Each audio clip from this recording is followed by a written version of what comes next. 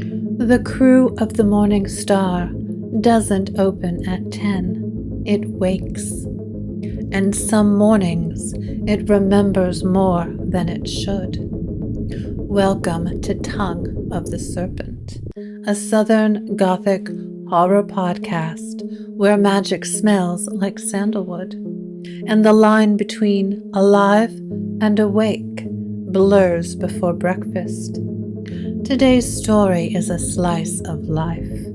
The Krewe opens its eyes at 10:06 a.m. because 10 would be too human and 10:15 too predictable. Inside, cursed objects sigh, mirrors twitch, and the floorboards gossip about yesterday's ghosts. It's a normal day in the Morningstar, which is to say, nothing will ever be normal again. The shop wakes up.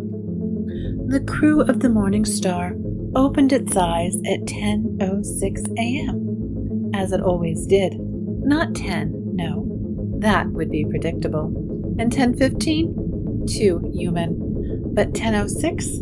That was the hour when the world still held its breath, when yesterday's ghosts hadn't quite left, and today's omens hadn't fully arrived. Evelyn lit the incense with a practiced flick, releasing a slow spiral of sandalwood and mugwort into the stale morning air. Mood, not magic, she muttered to herself, though she knew the shop didn't care. The scent curled toward the rafters like a question half-whispered and never answered. Lucien Devereaux was already fussing with the front display, arranging cursed objects like they were ingredients in a doomed recipe. He adjusted a jar of screaming beetles, turned a pair of bone dice until they showed a less ominous roll, and finally tilted a taxidermy rabbit wearing a Victorian mourning veil a half-inch to the left. Better, he said, as if it had been shouting at him. The shop agreed with a low creak in the floorboards. The Krewe was never quiet, not truly. Even before the first customer of the day, there were sounds, the light ticking of the grandfather clock, whose hands moved only for the dead, the metallic sigh of the espresso machine they never used, and the soft clatter of the Underwood typewriter in the back that sometimes typed out things no one remembered writing. Usually riddles, occasionally recipes, once a suicide note signed. The wallpaper, the windows, tall and arched like a church that had taken up witchcraft, were already beginning to fog, not from the heat, but from a kind of emotional condensation. The building hated humidity and passive aggression in equal measure. "I swore I cleared this last night," Evelyn said, furrowing her brow. Lucien didn't answer. He was humming a minor key waltz to a tea kettle that refused to boil. In the middle of the counter, nestled between a stack of tarot decks and a brass candlestick shaped like a serpent eating its tail, sat a music box. Neither of them had put it there. It was shaped like a church steeple, long, narrow, with a small black window and a pointed brass tip. The base was scuffed, the winding key slightly bent. It smelled faintly of dried lavender and something else Evelyn couldn't name. Not decay, exactly, but memory left too long in a sunbeam. "Did someone drop this off?" she asked. Lucien glanced at it, then at her, then back at it. No, I've never seen it before, and I always know what the shop eats. Evelyn frowned. She touched it. The box was warm, humming faintly. Her fingers itched. She slipped it into the pocket of her cardigan without knowing why, as if hiding it would delay something. Lucien didn't question her. He just nodded once, then went back to alphabetizing the salt jars. Outside, the city kept its secrets. Inside, the day began. Things we sell that shouldn't work. By 11:11, the day had ripened just enough to attract the curious, the lost, and the stubbornly enchanted. The first to arrive was a thin man in a worn tweed coat, the sleeves fraying like the edges of old paper. He didn't speak, not at first. He simply pointed to a shelf labeled Ephemera, Breath, and Echo. Evelyn retrieved the jar he indicated, glass sealed with wax, a scrap of paper taped to the side that read, in crooked cursive, "Ere find the final breath of a burning poet." He stared at it for a long time. Then he opened his wallet and laid down a crisp 20 and 3 pressed violets. Lucien took the violets, nodded solemnly, and rang him up without a word. The man cradled the jar like a fragile thought and walked out into the morning mist. The store watched him go with the quiet fondness reserved for those who mourn without weeping. Next came a girl in a green coat, no older than 20. Her eyes darted nervously as if the shelves might bite. She clutched a brass pocket watch in one hand and a crumpled bus schedule in the other. "I need to see the path that isn't there," she whispered. Evelyn didn't ask what she meant. The shop already knew. From beneath the counter, she produced a glass eye nestled in a velvet box. It shimmered, not with color, but with possibility. At certain angles, it seemed to contain distant crossroads and doorways that don't exist in the waking world. The girl looked at it. Then, without prompting, she set the pocket watch on the counter. "There's an hour left on it," she said. "It's mine." Lucien inspected the watch. The second hand was tipping backward. "It'll do." She took the eye, didn't blink, and slipped it into her coat pocket. As she left, she walked a different way than she had come in, through the janitor's closet. The door closed behind her and vanished. Just before noon, a woman stumbled in, plump, sunburned, and visibly annoyed. She wore a sweatshirt that read, "Mardi Gras until I die," in cracked purple letters, and held in her hands a porcelain doll. Its eyes were too wide, its mouth too red.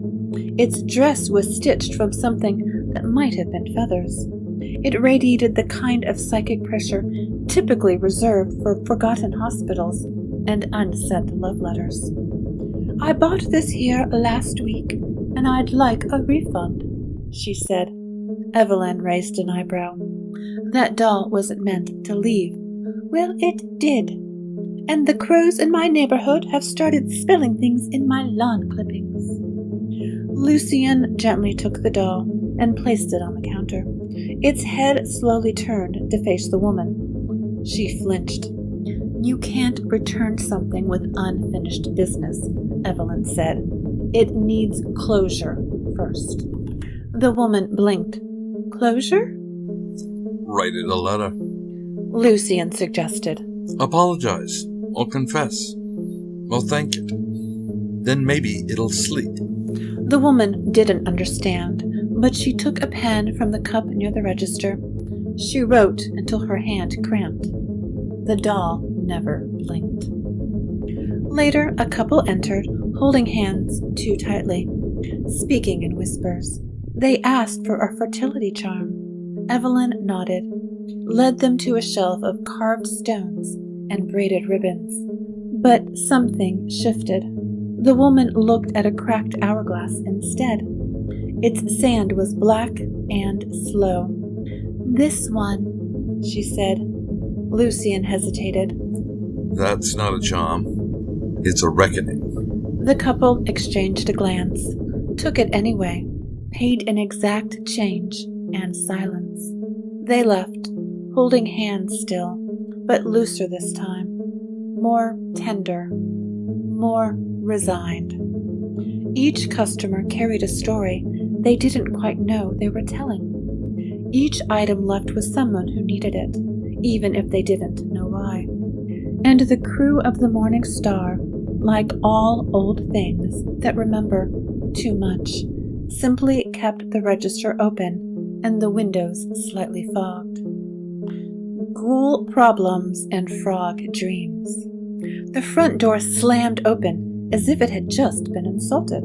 Sister Mercy swept in like a thunderstorm wearing boots. Her robes were singed at the hem, stained with something that might have been ectoplasm or chicory coffee, and she smelled like river moss, graveyard lilies, and righteous fury. Lucien didn't look up from where he was delicately rearranging a cluster of cursed rosaries. I told them. Mercy growled, striding up to the counter and slapping down a crumpled 20. 3rd Street, mansion with the haunted windows, told them not to chant in Latin under a waxing moon. But no, now we've got ghouls sniffing around trying to open a portal in the linen closet. Is it still a portal to the Garden of Forked Tongues? Lucien asked, finally glancing up. No, this one leads to a break room in purgatory that's permanently out of coffee. Evelyn slid a small wooden box across the counter. Inside, a charm braided from silver wire and snakeskin, still faintly warm from the fire used to seal it. Here, Evelyn said, hang it over the front door. Smells like burnt lilac. Should confuse them long enough to make them question their purpose. Sister Mercy sniffed it. Ugh, frogs again. That smell always gives me frog dreams. You dreamt of frogs long before the charms. Lucien said mildly. Mercy narrowed her eyes at him. And I'll dream of them after your dust, too. She turned to leave, but paused mid-step. Her gaze drifted across the shop, scanning shelves, jars, objects wrapped in velvet. Her fingers twitched. There's something in here that doesn't belong, she muttered. It smells like a broken promise wrapped in sugar paper. Evelyn froze. Her hand unconsciously moved to the pocket of her cardigan, to the warm hum of the church spire music box that still nestled there. I'll handle the ghouls, Mercy said, backing towards the door. But whatever's echoing in this shop, best not let it get bored. The door swung shut behind her with a dramatic creak, and the overhead lights flickered once, like someone blinking very slowly. Lucien looked at Evelyn. She didn't say anything. The music box pulsed against her palm, soft as breath, sharp as memory. Then they both got back to work. Not stealing this time. The bell above the door gave a tired groan, as if sighing in recognition. Renard Blackwood strolled into the crew of the Morningstar, like a man walking into his own wake. His boots were crusted with cemetery mud, his coat smelled faintly of pipe smoke and mildew, and his hair looked like it had been styled by a minor wind god in a bad mood. There was a wildness to him today, eyes too bright, smile just a little too wide, as if he were trying to convince the walls he hadn't done anything too stupid. Before anyone asks, he said, holding up both hands like a magician about to reveal a dove. I am not stealing anything. Not today. Probably. Progress. Lucien murmured, not looking up from the shelf of protective charms he was rearranging according to how often they had exploded in the past 6 months. Renard leaned on the counter, scattering a few loose tarot cards Evelyn had been cataloging. I need something to ask a question.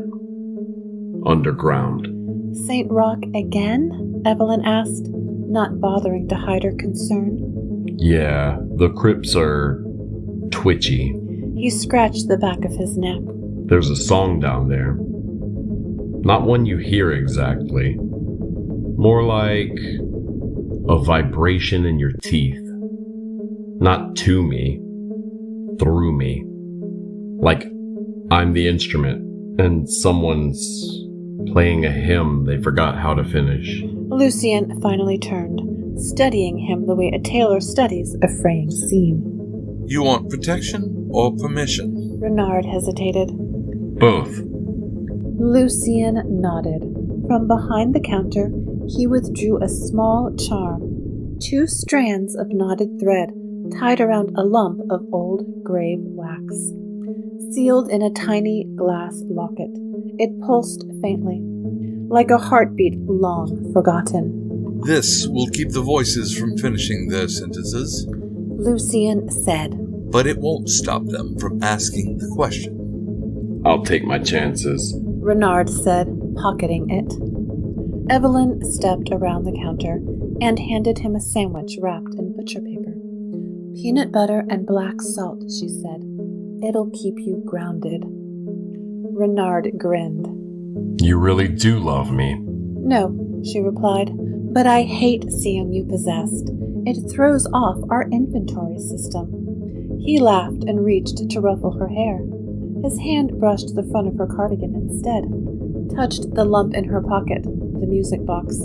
He jerked back like he'd touched a stove. Jesus, he muttered. That thing seemed too much. Evelyn's hand flew to her pocket. Renard didn't ask. Didn't need to. He just gave her a look, part warning, part apology, and tipped an imaginary hat. As he turned to leave, he began whistling, low and slow, a melody that echoed funeral processions and childhood lullabies remembered sideways. The lights in the shop flickered once. Lucien watched the door swing shut behind him. If he comes back humming, he said, don't let him in until the moon changes. Evelyn didn't respond. She was listening for the song. The storage that remembers. Inventory was never quite a science at the crew of the Morningstar.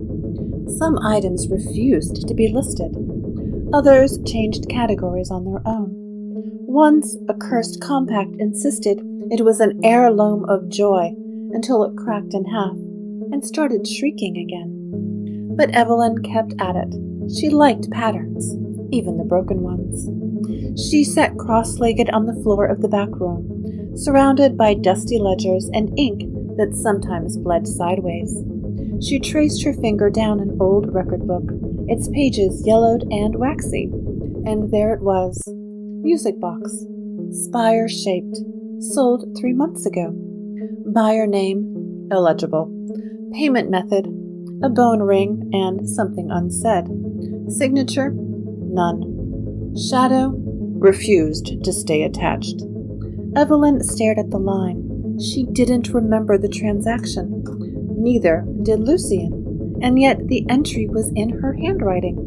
Neat, careful, slightly slanted, just like hers. Lucien, standing nearby, scanned the page. Maybe it wasn't sold, he said. Maybe it just left. And now it's come home. Evelyn didn't reply. She pulled the music box from her pocket and set it gently on the counter. It looked small and quiet under the flickering overhead bulb, harmless, almost sweet. Then it hummed. Not a sound exactly, more like the low, instinctual vibration of something trying to be noticed. Something dreaming about being awake. Across the room, a mirror cracked cleanly down the center. One of the shop's bells chimed once, sharp and thin. No wind stirred. A photograph on the wall, the one of Lucien standing beside someone whose face had been burned out by time, shifted. The blurred figure's hand moved. It was subtle, just a twitch. Lucien didn't flinch. He rarely did. It's trying to orient itself, he murmured. Things from elsewhere always get dizzy when they come back. Evelyn reached out and touched the music box. The room fell away. For a breath, or the shape of one, she was somewhere else. A hospital corridor, sterile and humming. The air was too clean, too bright. She stood barefoot on polished tile, staring at a closed door she knew she was not supposed to open. A voice hummed from behind it. No language. Just a melody made of ache and static. She looked down at her hands. They were smaller, younger. Child hands. Her hands had never been that of a child. A concept of childhood, rendered imperfectly in a dream. Something borrowed from books and TV screens. Something designed, not lived. The scent of violets and ash drifted in from nowhere. Then the world snapped back. Evelyn pulled her hand away. Her breathing was shallow. Her skin felt wrong. Lucien was already holding out a cup of water. Memory resonance. He said. That wasn't yours, but it might have wanted to be. Evelyn shivered. It's not just remembering, she said. It's trying to remember me. The music box sat silent now, but the crack in the mirror had widened, and the photograph had lost the face entirely. Closing time is just a suggestion. The clock on the wall read 6:13, though Evelyn was fairly certain it had read that for the past 20 minutes. The air inside the crew of the Morningstar had shifted, thicker now, like walking through old dreams. Light slanted through the front windows at strange angles, painting shadows that didn't quite match the objects that cast them. Twilight brought in its usual parade of people who never arrived during daylight. The first was a boy, maybe 7 years old, wearing a blue raincoat, though no rain had fallen all day. He didn't speak, just padded quietly over to the glass case labeled "Things That Shouldn't Ring," and pointed to a tiny bell made of tarnished silver dangling from a chain of braided hair. "That one?" Evelyn asked gently. He nodded. She retrieved it and offered a warning. "It only rings during eclipses." He looked her dead in the eye and said, "I know." He placed 3 marbles and a photograph on the counter. Payment, apparently. Lucien didn't argue. The boy left without looking back, disappearing into a twilight as if walking into another layer of the city. Moments later, an old man wandered in, leaning heavily on a cane carved with spiral symbols Evelyn didn't recognize. He squinted around the shop. "Has it changed hands?" he asked Lucien. Lucien said. The man frowned. "Strange. I remember this place being a church, or maybe train station. The pews were full of shadows, and someone sang in Latin about a girl made from a rib." Lucien didn't blink. No. The man nodded absently, then wandered back out, humming a funeral dirge in reverse. The last visitor came in, humming a carnival waltz. A street performer, face painted in harlequin angles, hands stained with chalk and ash. They didn't browse. They simply walked up to Evelyn and held out a mask. Porcelain, delicately cracked, and unmistakably in her likeness, but not quite. The smile was wrong, the eyes too knowing. "I made this for the version of you that waits," they whispered. "For what?" "For you to become her." They bowed and vanished before Evelyn could speak. The lights flickered, the floorboards groaned, and just for a moment, Evelyn was sure the shop had 2 doors, 2 fronts, 2 identical selves, each trying to decide which one was real. Nightfall and the choice. The shop had closed an hour ago, or maybe 2. Time had become fluid again, pooling in the corners of the ceiling like condensation that whispered. Lucien had gone upstairs without asking questions, leaving Evelyn alone with the silence. The silence and the music box. It sat on the counter now, small and steady, shaped like a church spire carved from something too soft to be stone. It had stopped humming. That worried her more than when it had been loud. Evelyn made tea and let it go cold. She watched the clock hands circle themselves without moving forward. The walls held their breath. Even the weasel with angel wings had turned its head, as if not wanting to witness what came next. At last, Evelyn reached for the winding key. It resisted for a heartbeat, then yielded with a sigh, like it had been waiting for her fingers specifically. She turned it once, just once. The melody that emerged was wrong in all the wrong ways. Ancient, yes, but not nostalgic. Circular and slow, like water spiraling down a drain of memory. Notes that didn't resolve, harmonies that leaned into dissonance, then softened before breaking. It was not a lullaby. It was a calling back.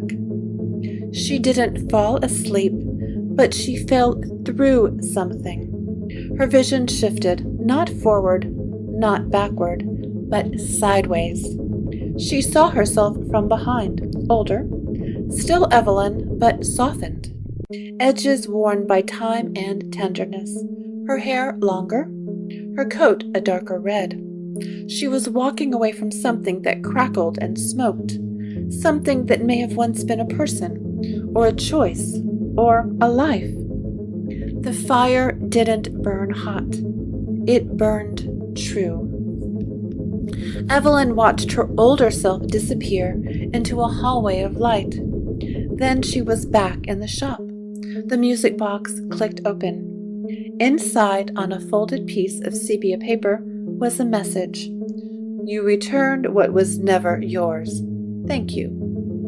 That was all. No signature, no date, no curse or blessing, just acknowledgement.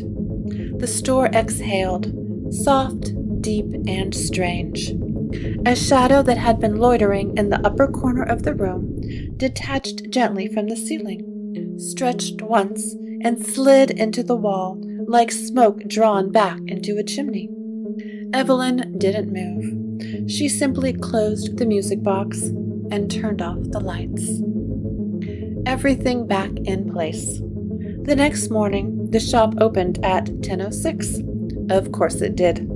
Lucien came down the creaking stairs with a cup of bitter chicory coffee and a bandaged finger.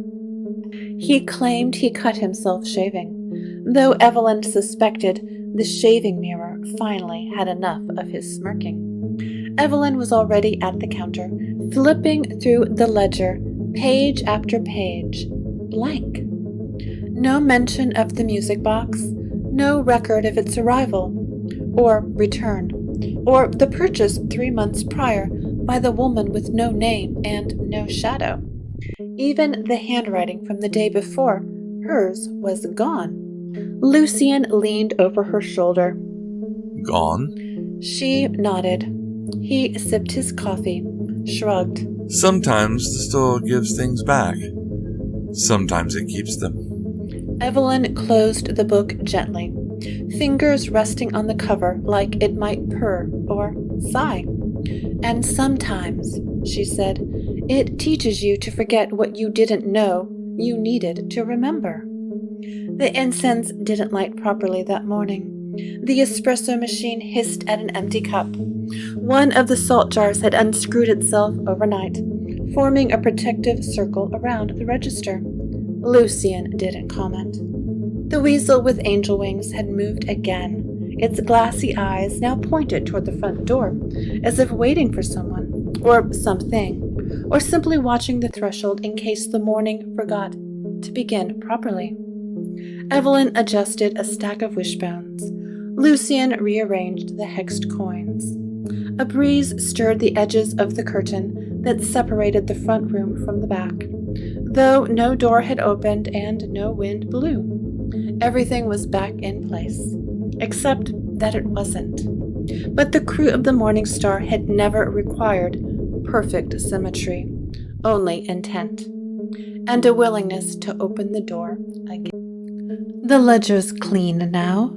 No trace of what was borrowed, bought, or briefly alive. The shop hums to itself, content or pretending to be. Evelyn thinks everything's back in place. Lucien knows better.